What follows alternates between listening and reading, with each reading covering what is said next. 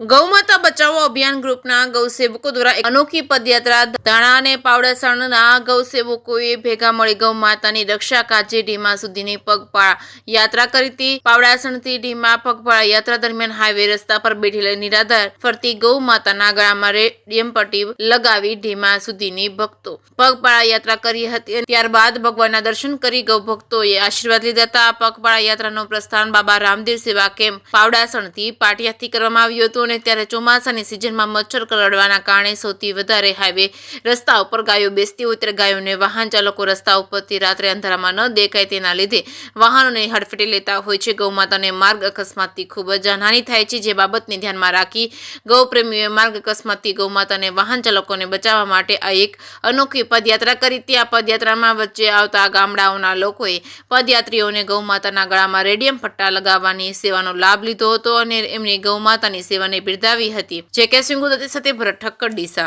જય ગૌમાતા મિત્રો, આજ રોજ પાવડાસણ હનુમાન દાદા ગ્રુપ તરફથી જે બાબા રામદેવ સેવા કેમ્પ ચાલુ છે, અહીંયાથી અમે પગપાળા ચાલી અને ભગવાન શ્રી ધરણીધર ભગવાનના દર્શનાર્થે ધીમા જઈ રહ્યા છીએ। તો આ તમામે ગૌપ્રેમી મિત્રોના મનમાં એક વિચાર આવ્યો કે આપણે આમ તો પદયાત્રા કરીએ જ છીએ, તો સાથે સાથે કેમ નહીં કે આપણે જે પદયાત્રા કરીએ છીએ એ ક્યાંક ને ક્યાંક કોઈકને ઉપયોગી થાય।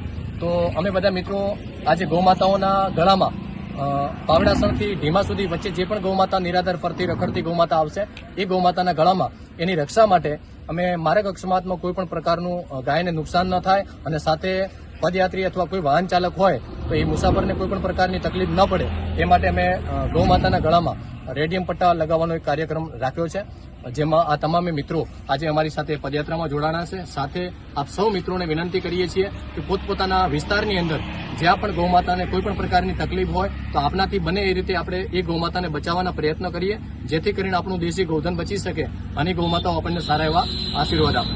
જય ગૌમાતા, જય ગોપાલ।